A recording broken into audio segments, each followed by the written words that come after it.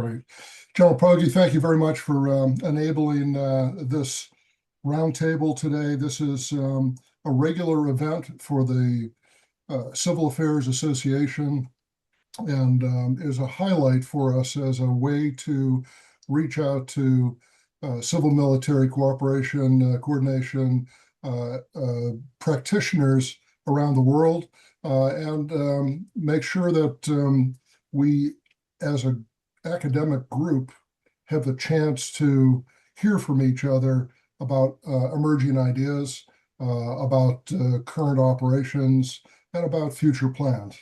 I would like to highlight that from the United States perspective, a very large portion of our civil affairs is located in the United States Army Reserves, and I would like to let people know that there was just a change of command between Major General Andre Carter with Major General Jeff Ferris, and we welcome General Ferris and thank General Carter for her service over the last several years.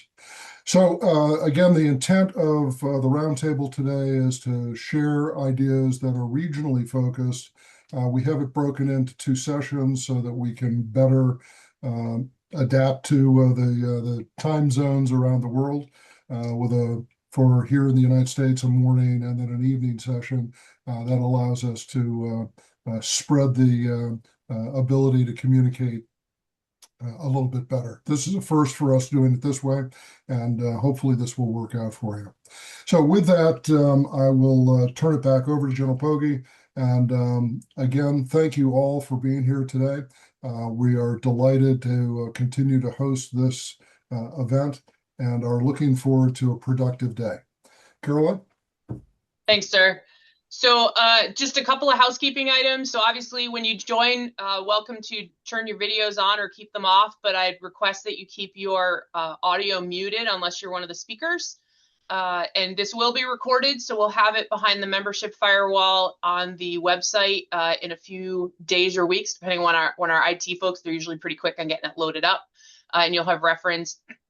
And then obviously, we're using Chatham House rules as we have in the past, so please recognize that and do attributions to CAA as a general society and not to any specific speakers, especially we're trying to make sure we have an open forum. So with that in mind, we're a little ahead of schedule, but Lieutenant Colonel Jusza, if you are ready to go, I will populate your slides and we can get started.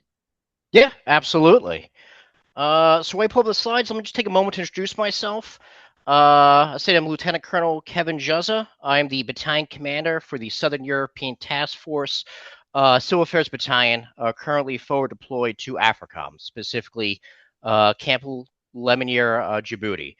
So my organization has been on ground since October, and actually next month we're looking at getting replaced by the next battalion command element, and it'll be cycling back home to the States. So really what I'm going to spend the next 40, 50 minutes so is really explaining the SETAF Civil Affairs Battalion. Going to touch on our structure or overview, how we're actually designed. Then I'm going to hit some of our mission sets, what we've been looking at getting after. And then I really want to kind of focus on the larger picture of civil affairs relevancy in the AFRICOM AOR. To see where we are and where we're going, some of the constraints and challenges we're facing, and a way forward. So if we go to the first slide, and I only got 3 slides, so I'm not going to belabor with slides. But before I kind of really go into our operations and really the focal point, that relevancy in the AOR, I just want to touch on what the SETAF Civil Affairs Battalion is, how it looks like, and how it's structured. I understand there's a lot of different members of the audience. So the SETAF Civil Affairs Battalion is a reserve battalion. And to my knowledge, I believe it's the only forward deployed battalion in use at KPOC, and we are direct support to SETAF. It is a SETAF element, is SETAF Civil Affairs Battalion forward deployed here on the continent. It is uniquely structured. It's really a battalion minus, consisting at full strength about 93 soldiers, broken up into 4 distinct elements.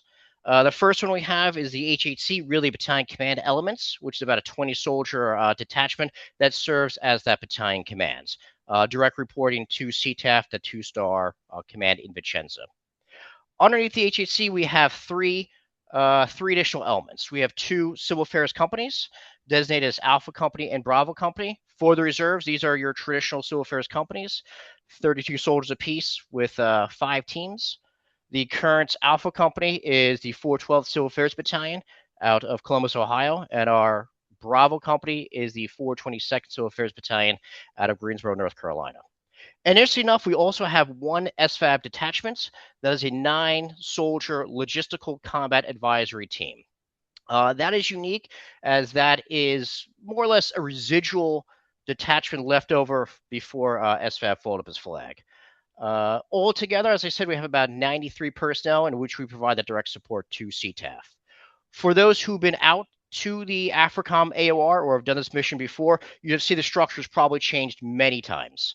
It was gone from an HAC to a company, to an HHC and 2 companies, to now an SFAB, which during the next rotation, that SFAB will be starting to go away as they sunset. Now, while we are a CTAF elements, we also have 3 teams designated to support other commands in the area. We have 1 team that provides direct support to Special Operations Command Africa, SETAF-AF, out in Somalia. We have 1 team that provides support to Combined Joint Task Force Horn of Africa, located here also in Camp Lemonnier, Djibouti. And then we have 1 team providing direct support to Air Force Africa, specifically out at Manda Bay, Kenya, providing that civil affairs activities. So with this, when you actually look at this organization, we call it a battalion, but really it's a task force. As you see right there, these 4 units, none of them are really related. We kind of come together at various different mobilization times. We form this battalion, really this task force, and we execute missions on behalf of CTAF. So with that, just taking this moment to kind of orient you to this organization. From there, we can go to the next slide.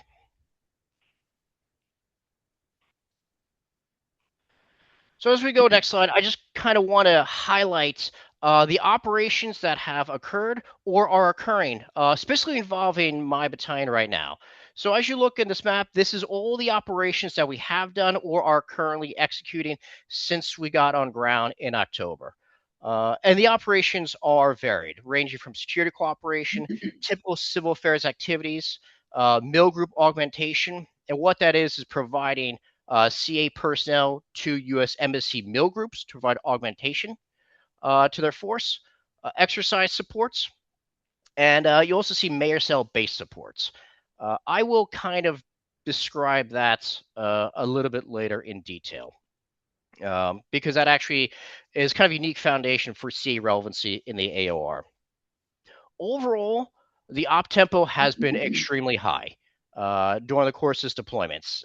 On any given time, about 80% of my CA teams, roughly 8 out of my 10 CA teams, are engaged in some location doing some sort of operation at any given time. In fact, as we speak right now, I have 39 personnel active in 8 countries, supporting the vast gamut of operations, from contingency operations in West Africa to security cooperation missions across the continent, to even now to contingency operations in Kenya, reference current operations going on, which probably just popped in the news. So with that, the op tempo is extremely high. And that kind of segues into the CA relevancy in the AFRICOM AOR. And I will say, personally, this is my 3rd time coming to Africa. I came here as a team chief in 2017, a company commander in 2020, and now a battalion commander in 2025. I know I probably got to get a new hobby, but I will say the demand signal for CA, specifically the reserve CA, which is the focal point of this panel, has been the highest I've ever seen. There is a significant and palpable demand signal for civil affairs, from the 2-star command CTAF to the adjacent commands of AF-AF, SOC-AF, and Combined Joint Task Force of Africa to the U.S. Embassy mill groups. There has been a high demand to get civil affairs personnel across the continent engaged in the wide variety of operations. And I attribute this to really 3 key factors. The first one is senior leadership endorsements. Currently, the AFRICOM leadership is fully on board with civil affairs operations, civil military operations, and the civil affairs concepts. Specifically, when you look at the AFRICOM commander, General Anderson, and his Command Sergeant Major, Command Sergeant Major Bainfield, both of them have extensive experience with civil military operations, with civil affairs operations activities. General Anderson himself managed Special Operations in Africa. CSM Bainfield himself was an active duty civil affairs soldier. So we have that top senior leadership endorsement for civil affairs. They understand what we can do, how we can do it, the small footprint we have, and they really want to employ these civil affairs assets across the continent. And that top-down leadership absolutely has trickled down to organizations such as SETAF, Combined Joint Task Force Africa, and other commands in the area. They see the relevancy of CA. They see how it can achieve strategic objectives and lines of effort across the continent. So the environment we're in adds to the relevancy of CA.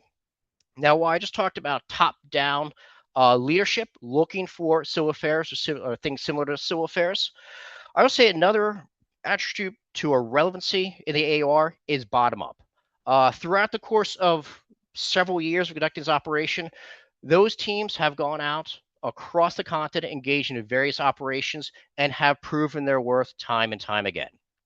It is the efforts, versatility, and flexibility of those teams that continue today that built what I consider a high level of trust. They see what CA is able to conduct on that tactical level, how the soldiers are able to conduct themselves on mission, and honestly have driven that appetite for more.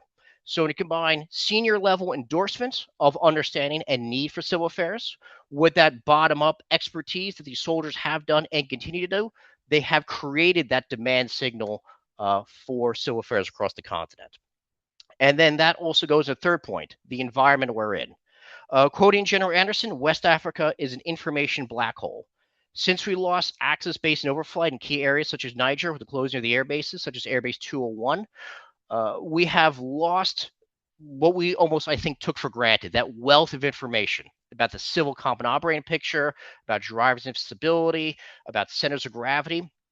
And it's that information black hole that is one of General Anderson's priorities and his subordinate commander's priorities.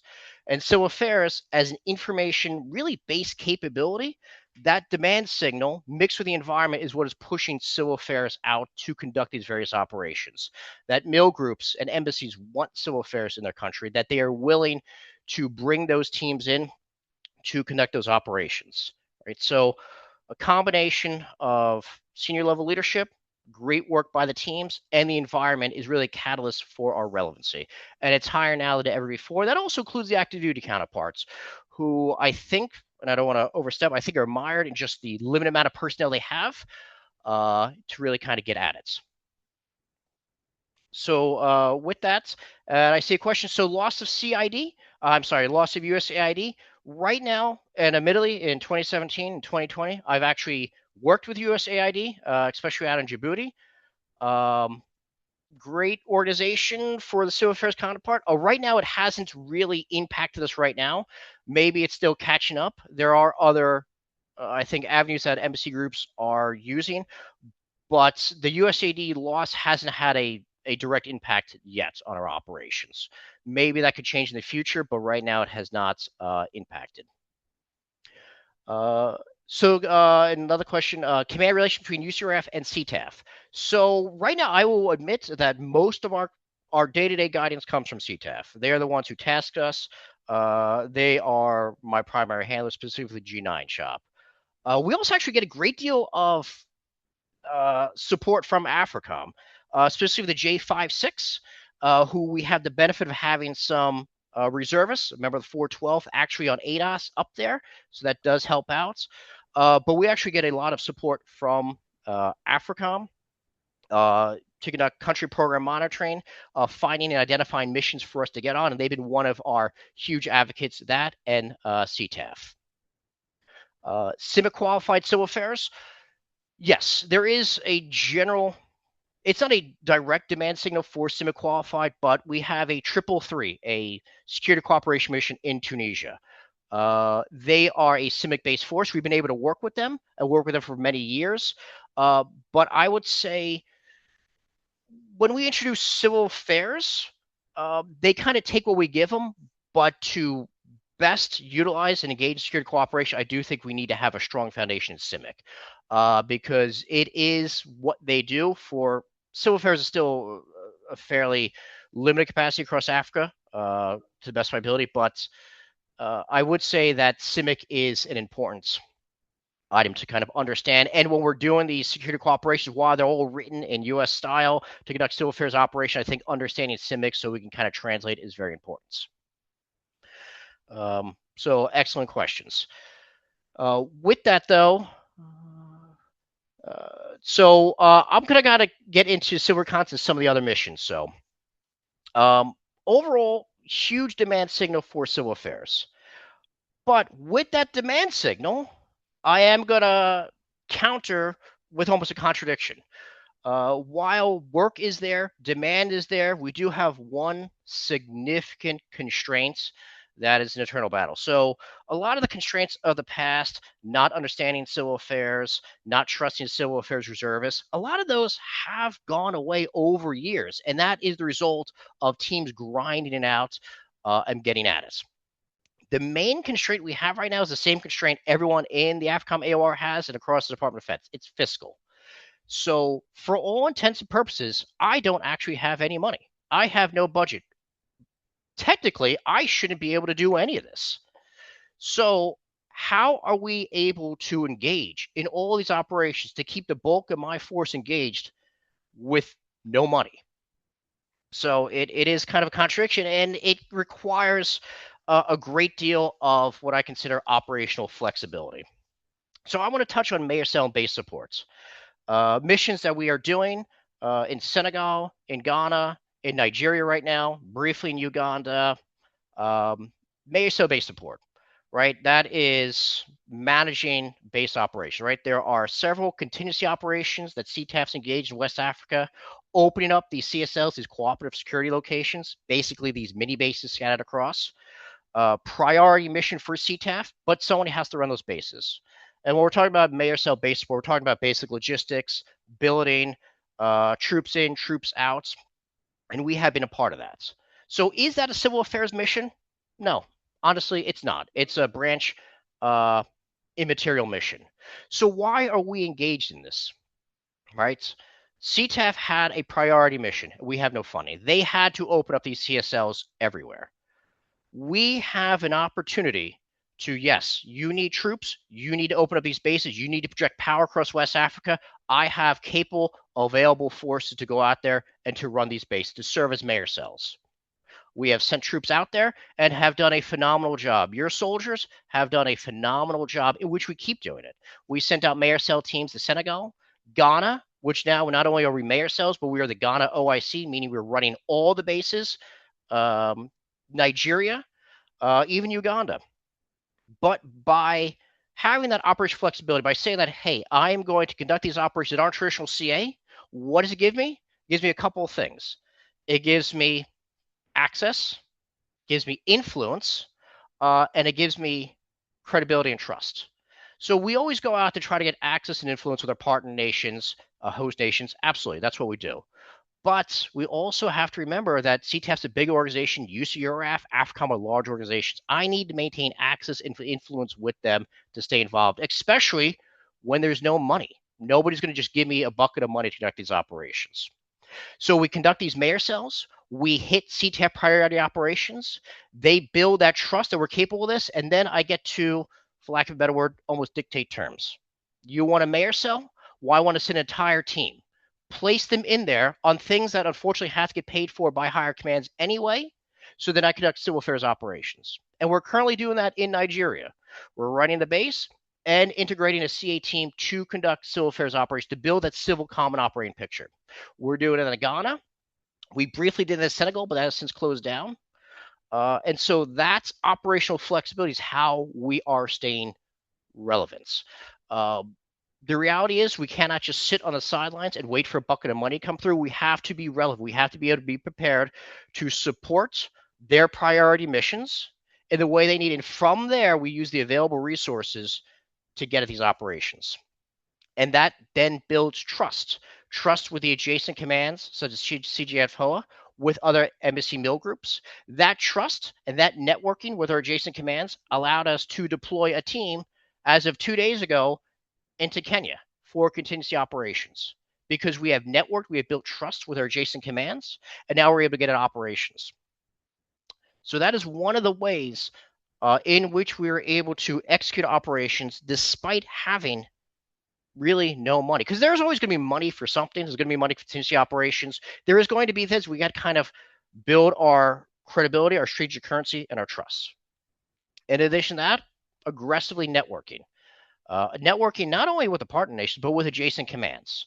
Through that, we've been able to support troops in Ethiopia for HOA, in Kenya for HOA. We've been able to use additional fundings, even supporting SETAF-AF in other missions that perhaps they didn't have the manpower available to do so. And finally, there's a great deal of what I would say legacy 333s. Since the SFAB folded up their flag and had to leave, that left a vacuum. Are all these 333s, these mill-to-mills, these institution building cases, are they all CA specific? No. But we can identify things that we could teach with our capability. We can identify things that we could insert civil affairs while still maintaining that 333 case. And we have the trust that we have built up through our years and through being our versatility, through managing mayor cells and other operations that are not technically CA. And we've been able to engage. We're currently building out a new 333 based on residual ones out in Tunisia. We have 2 out in Liberia on a drill sergeant MTT with state partnerships. That is how we've been able to branch out. So with that, I kind of touch on some of these questions. So how deployed USARC CA Force work at active duty? So we haven't really worked team by team. When we provide that support to SETAF-AF, it's really providing additional civil affairs support. So let me tell you, in Somalia. So what we do, we are out in Somalia because unfortunately the active duty counterparts don't have a lot of manpower and they're spread across the continent doing all sorts of great stuff. So in Somalia, what we do, we manage the early threat warning network. We, through mainly telephonic engagements, call various tribal leaders, warlords, city elders, you name it. And then we build out this civil cop, this networking, who's connected to who. And then they develop these reports. They feed these reports to SETAF, and then SETAF does what they need to do with this. Team to team, the active duty CA teams are kind of doing their objectives, but where they have gaps, we try to fill. And we got to keep doing that by showing, we're able to fill those by showing how we are able to get at that. So I would say for SOF, we're more of supporting their operations, maximizing their ability to deploy the vast extent of the CIMIC to conduct their missions. Let's see, given additional tasks, how do you accommodate teams? So I tell my company commanders, the teams you come in with are not the teams you're going to leave with. We have chopped up and moved teams left and right. So we have 39 people conducting operations. Those aren't just necessarily organic CA teams. It's a combination of tactical teams, CMOC staff. We do have to tailor the team to meet the mission. So that changed a lot. It's kind of difficult for a company commander to train. They train with the team coming forward, then they come out here, and then they spread across and they mix and match. But so far, they have been successful with that. So additionally, how else do we get engaged? As I said, there is funding for things that we just got to find. Someone asked a question about AFRICOM, relation with AFRICOM. AFRICOM has actually been a great source of funding. They have specific lines of accounting, for example, country program monitoring, checking out OASIS and ODACA projects. We've been able to tap into that, going into places like Botswana, currently Togo, going out in Benin, executing those missions, developing that good relationship with the embassy, building up on that trust, on that currency, that they feel more comfortable in giving us more money to conduct more CPMs and getting out there. But really, the biggest way to get there is you need that flexible, operational flexibility to kind of go at what these priorities are. So with that, we've been able to run the gamut of operations, from security cooperations out in Liberia to civil affairs activities in Somalia, And yes, a sprinkling of mayor cell and base support. And I know I don't want to keep hanging on mayor cell and base support, stuff like that, but you have to be prepared to cater to your command, to be flexible. Because if we sat back and said that's not a CA mission, that's not our role, we would be on the sidelines. We have to go out there, we have to find these areas of work to get access and influence, sometimes with your own command. And that is something that we're going to have to kind of continue going forward. If you want to flip to the last slide, please. So the way forward, really, and I'm not talking about organization. The organization is going to change constantly. The Civil Affairs Battalion that exists today is not going to be the same Civil Affairs Battalion that exists, the next fiscal year. But I'm looking at kind of a mindset. As I kind of drilled on, flexibility is a strategic currency. We have to be prepared to do operations that don't necessarily fit within the CA framework, which means our soldiers have to be prepared to do things like mayor cell activities, to do things that they're not really prepared to do. To not only have the skill set in order to be able to do it, but have the mindset that, yes, they have to go out there and execute these operations. Because as we go out there and do these mayor cells, we build that strategic currency, we build that trust with our higher command, and then they start sending us out on additional missions. So I think really that's flexible currency is important. Proactive relationship building. We build relationships with host nations, but we cannot forget the commands underneath us. We have additional personnel, so we leverage a planner to SETAF-AF, kind of under the table type thing. I have a major, you need a planner, why not? And we can tap into that. We build a relationship with CGTF HOA. They have one team take onto them, but we have additional personnel. We build relationships with CTF, our higher command. And through that, they have that trust. So when contingency operations come across, when crisis response happens, which is happening right now in East Africa with Ebola, we are able to get in there and conduct our operations. So we have to build and maintain those relationships. Next thing is there are some footprints. Maximizing the use of resources available. You got to be creative. There are these cooperative security locations, like I said, these small bases popping up everywhere. Someone's paying for them. They have housing. They have building. I just got to get the teams in there. That is why I use things such as mayor cell. If I am the mayor of a base in Accra, I have the ability to influence teams going into Accra. So I have slated right now to send a team to Accra, to insert them into Accra using Mill-Air, use the available resources I have there, and then to conduct civil affairs operations, really at no cost. Some people say, should it be this hard to do work? Like I'm trying to do these work without costing anyone any money? No, it shouldn't, but it is. And if I sit on the sideline waiting for someone to give me a bag of cash, this battalion's just sit on the sideline and go home doing nothing. And then finally, creative funding authorities. Understanding what authorities exist, what funding exists, what's AFRICOM and monitoring OASIS projects, whether it's legacy 333 or the security cooperation cases that are kind of languishing, understanding what funding and authorities still exist out there and aggressively going out there. Essentially, it's all about creativity. Really, to be successful going forward, we have the demand signal. We have the trust. We have to maintain that, of course, but now we just don't have the money to go the demand signal. So, my last line is that we've got to maintain that versatility. We got to maintain that flexibility. We got to be able to do missions that may not fall within our standard mission set because that'll allow us to do our missions, right? To support our command. We have to maintain that active engagement with our adjacent commands, and we got to build that trust. They have to be able to trust that the Civil Affairs Battalion is going to execute these missions, trust that those teams, which have built up over years of success, are going to be able to get at these problems, and then they're more willing to, we have a crisis in Kenya, we have a crisis in Ghana, we have these crises, we have a civil affairs team, let's use them. So ultimately, for the next battalion that comes here, and probably the one after that, they're going to face these fiscal constraints. It's probably not going to go away, but we have to really grind, because reality is, we cannot squander the years of trust and the credibility that we built. I cannot sit on the sidelines and wait for someone to give me a bag of cash or to give me the easy mission that's paid for. Got to kind of figure it out. I've got to identify what's out there, because if I don't, we're going to waste all this years. We're going to waste all the credibility we have. and we're going to sit the sidelines. And that is doing a disservice to our soldiers, to our command, and to our branch.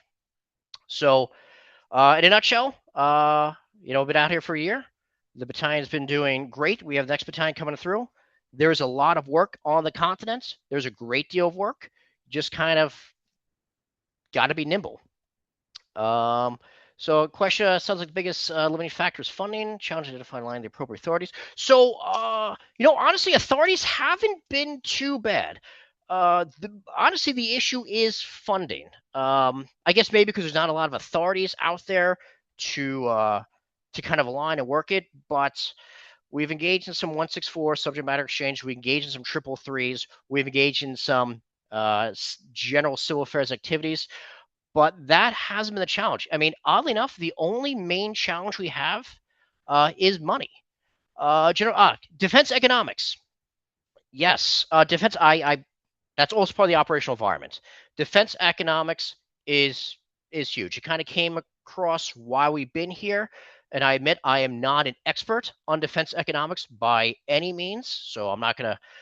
But there is absolutely an appetite from AFRICOM and SETAF to what forces can really get at defense economics. And the forces are the civil affairs forces, the reserve civil affairs battalion that's on the ground right now. So they are still fleshing out. AFRICOM's got a defense economics branch. CTEF has a defense economics group.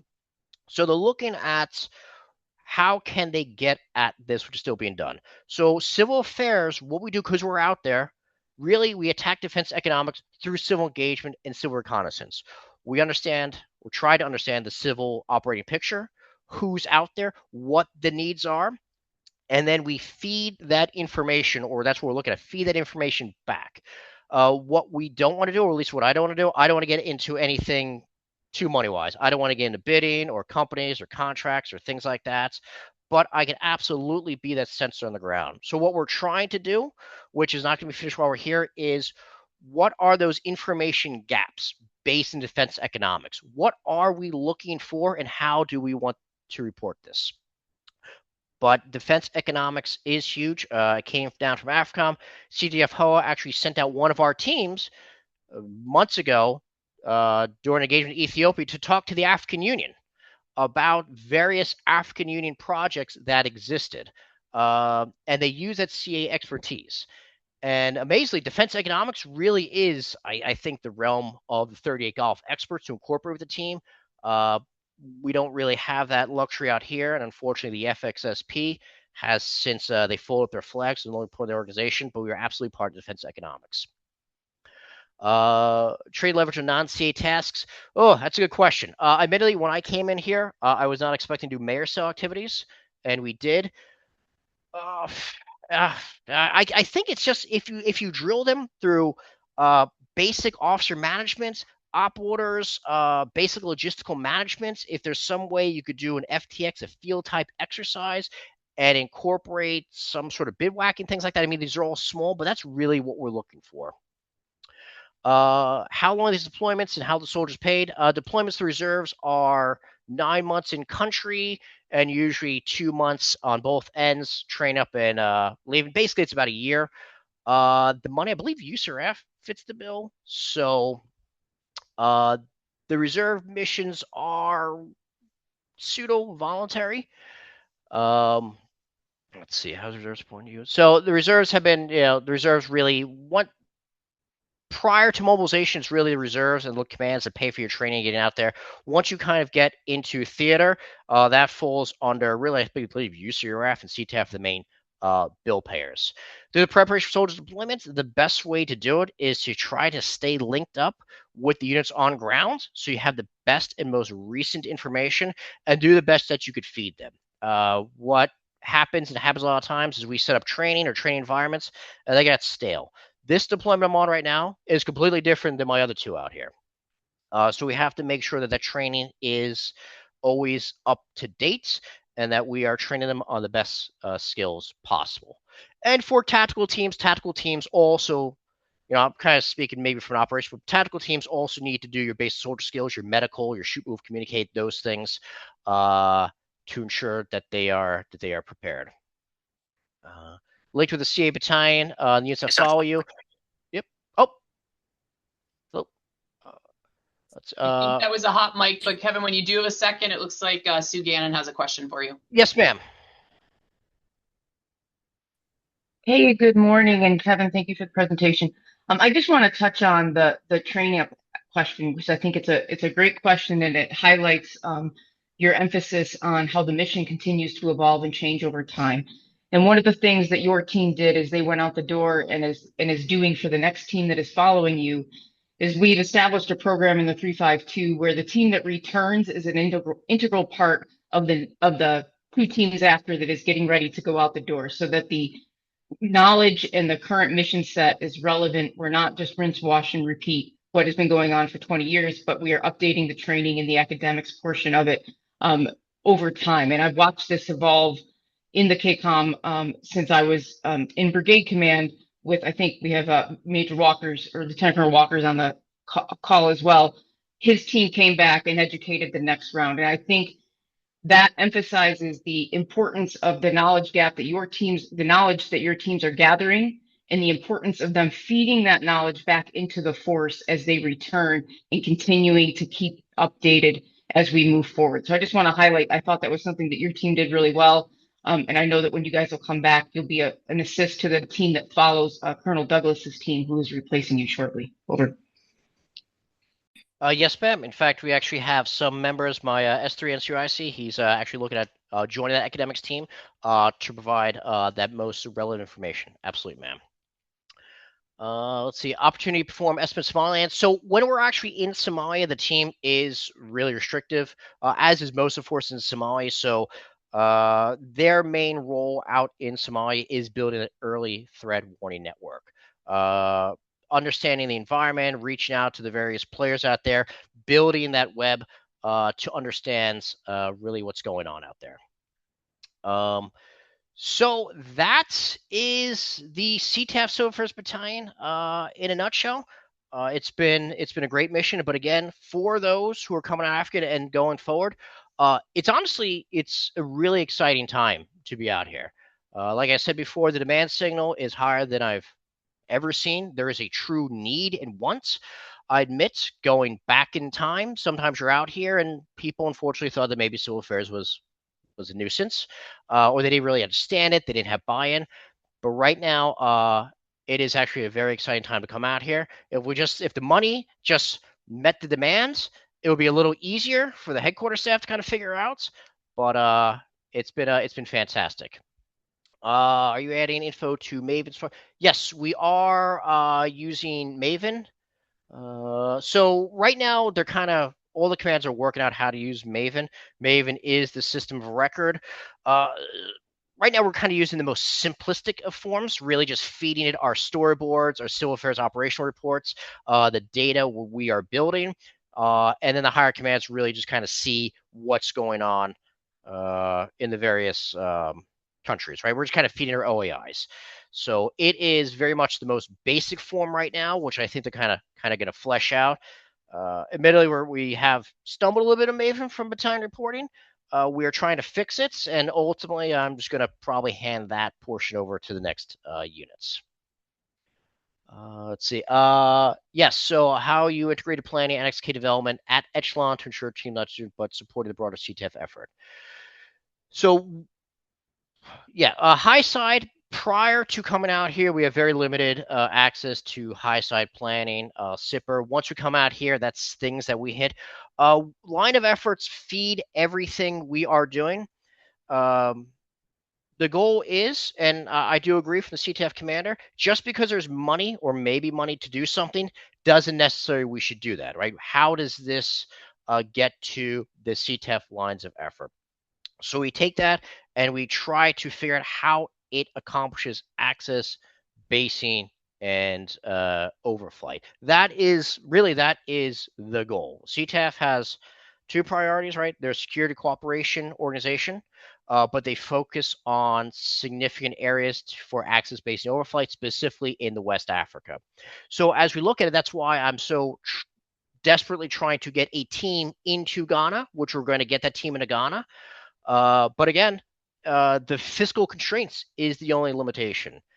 And like I said before, if you wait for money, you're not going to send teams anywhere. So I think once we get that team to Ghana, we'll be able to actually accomplish that objective and kind of build that framework going forward. Let's see.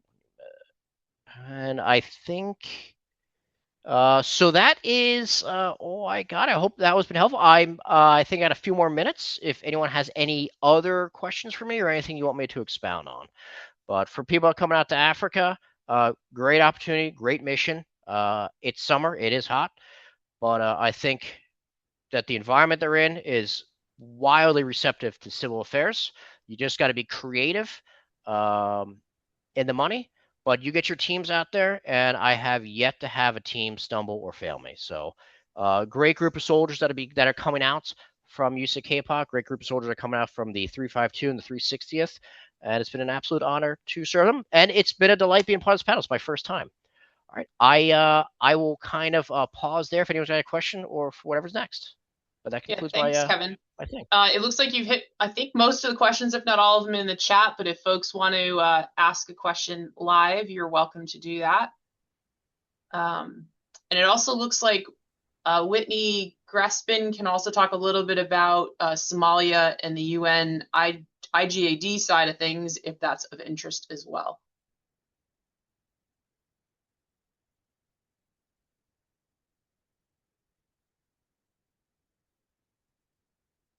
So seeing no hands or other questions, Whitney, if you want to talk a little bit about the Somaliland space, that would be a great addition as well, if you're willing to do that.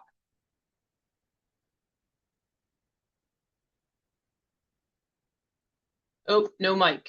We'll not be doing that live today. Go ahead, Basir. Hello, greetings. Actually, I just jet flew over. I live by the Turkish Air Force Academy, so that was the sound. Oh. So go ahead with your question. Yes, right away. So I was interested, Colonel Jusza, about the Russian but also non-Russian PSMCs. Obviously, Wagner caused quite a bit of troubles and problems, but also you have kind of European contractors and what have you. Has anything on that front come up? Thank you. So when it comes to them, from the civil affairs, we really haven't had any interaction with them. Oddly enough, when they went down to Libya, it was almost a joint base of Libyans, Americans, and I think Russians, but there's been no real interaction. A lot of other operations that are going on, military operations group, the UN peacekeepers and all that, there are Russians. They're clearly out there in the area, but I think that the mentality is more of like a live and let live thing. They're kind of doing their thing. We're doing our thing. But from my point of view, we haven't had any interactions. Djibouti is probably the largest source of interactions with other, competitions. Chinese. For example, we have the Chinese Navy base down here. But really, it's cordial, professional. They got their missions. We have our missions. So no competition on the soldier-to-soldier level. Roger. Thank you, sir.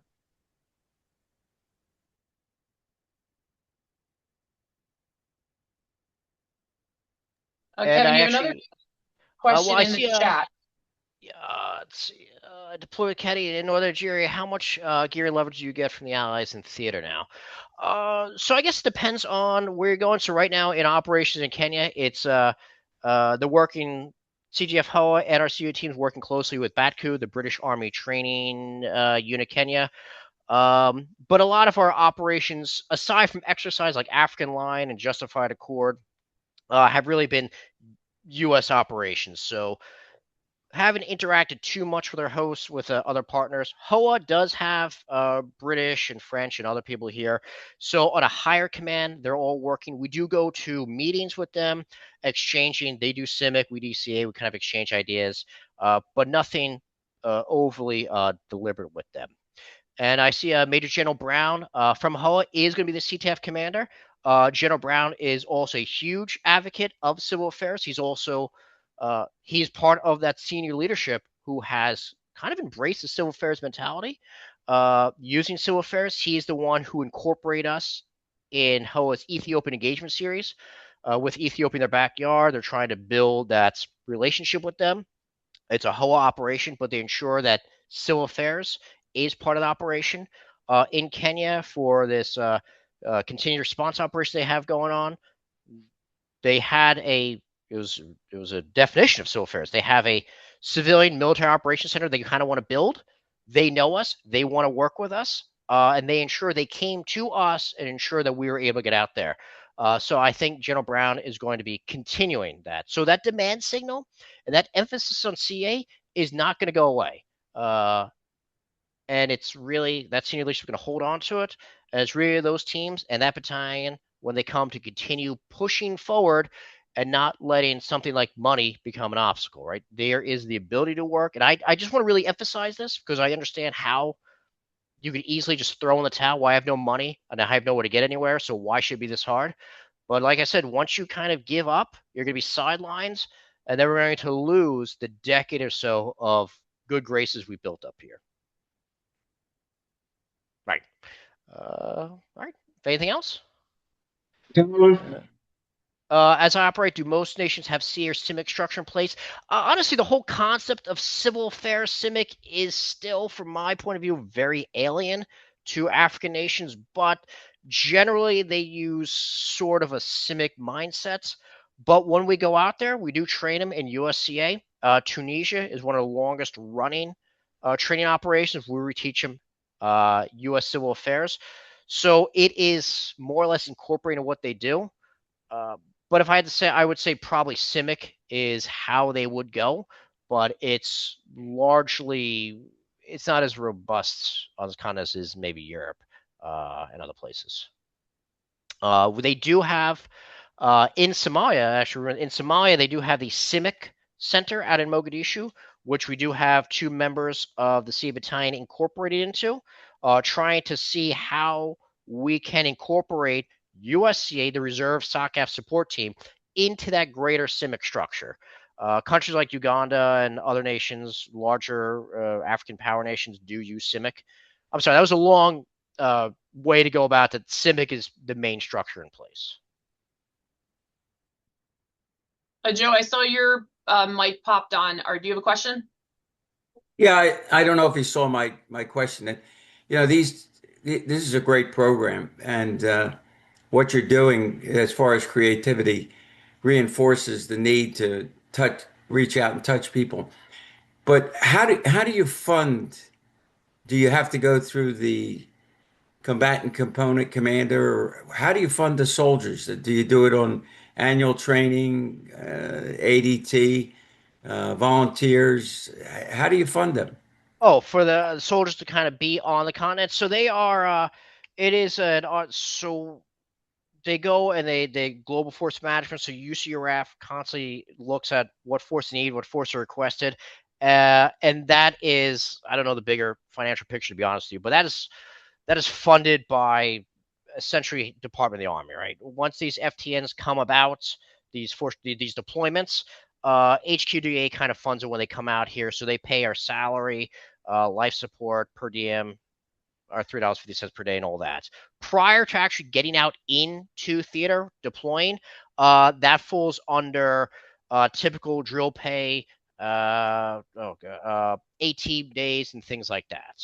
So once we are mobilized and we are at Fort Hood and we are orders, we are now active duty forces, and that pays, it comes from somewhere. I think USER has a higher command. Basically, we don't have to worry about like putting like AT days or anything like that together. Right. So how are you your command going to institutionalize? We've gone through this through years. I mean, back in the 90s, it was a pickup when we went to Cuba, but how are you institutionalizing this? Number one, and number two, are these volunteer missions? Or are they recall to active duty? How are they getting on duty? Volunteers? Do you activate? Yeah, so for these missions to Africa and things like that, they are volunteer missions. So, for example, when I built my HHC, my 20-man HHC, I was notified of this. I volunteered to take the command. So looking for a commander, I said I'll do it. So I was one of the first volunteers, and then I have to fill the billets. Basically, you could move people in the billets, but largely what it is, it's going, getting the volunteers, building your team, and going out from there. Okay, so There's a do lot you of have flexibility. yeah, I Go ahead. understand that, but do you have a format that when you pass on to the next battalion that comes in, here's helpful hints of things that we've done. Here's how we train our people. Because before we went to Cuba, we spent time on weekends preparing the soldiers to go to Cuba as a battalion, and then it came back. They came back and canceled that, and then we had to go back and get individuals. So we need to institutionalize some of these things so that if something happens out on the West Coast with the 351st or some other region, that this is already done. It's a thing to do. Uh, here's an example for battalion commanders that they can utilize this, and even if it's a little bit different, if you go into Chad or you go into Nigeria, you have to adjust to the on the ground situation. But where is the structure that you can pass on to somebody who's in the future going to undertake your mission? So Kevin, I can take this one because it's actually similar across all the KCOMs.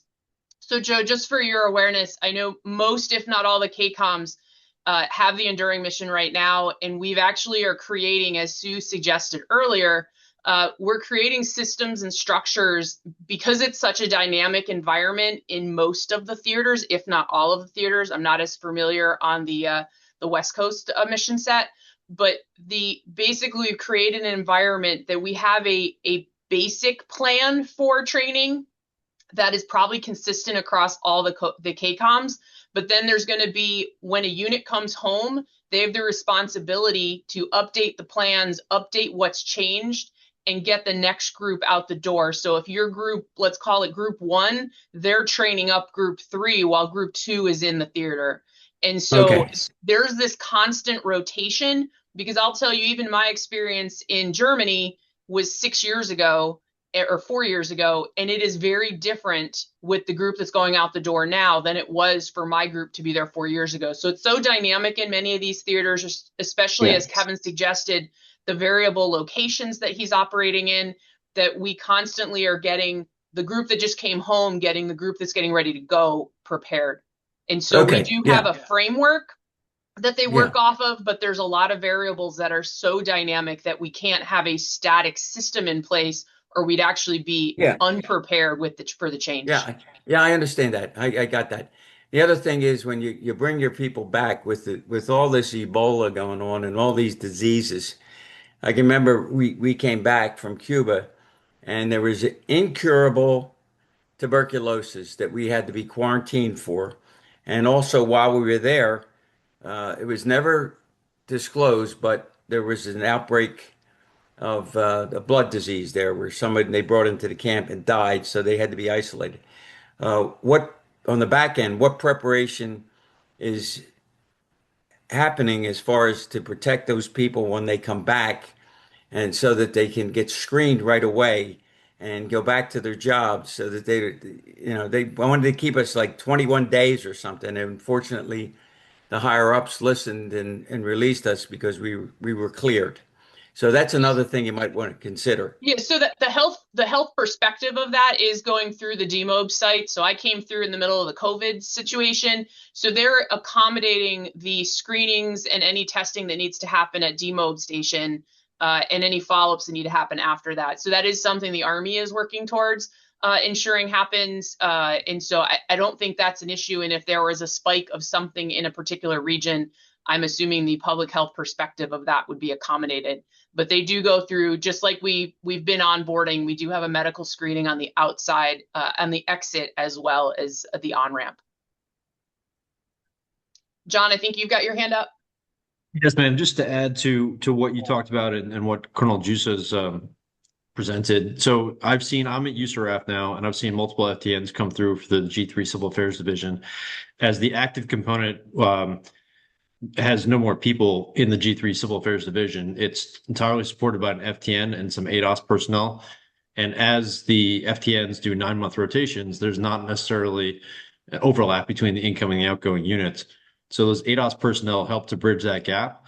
And then as Colonel Jusza talked about, the overclassification that we tend to do in the military leads to having a lot more information in systems like SIPR or in Europe, Mission Partner Network, which no one in CONUS has. So if the next units coming through for the rotations, if they have access to SIPR, then you'll be way ahead of the game. But it's just difficult to do for reserve component. That's one way, in addition to what Colonel Jusza can leave for breadcrumbs for the next team coming through, can really help to close that gap. Thanks. Yeah, and I think the other piece that's been helpful is having the KCOM focus on a theater. It also gives us not only the ADOSs in theater, but it gives us some overlaps at home station as well, since we're not pulling from various KCOMs for the various theaters. Over. Basir. And ma'am, I just wish to share a quick story on overclassification. I'm a Civ crisis management guy. A Turkish soldier who's doing his national service had several pile loads of documents he had to classify from secret to confidential. And as a precaution, he decided to classify everything as secret, irrespective of content. And actually, downgrading it took a whole lot more time than one could have ever imagined. So just on a lighter note, over. Thank you. Any other questions or comments about AFRICOM? Fantastic. Well, Kevin, thank you so much for giving us a peek into your world right now. We appreciate that.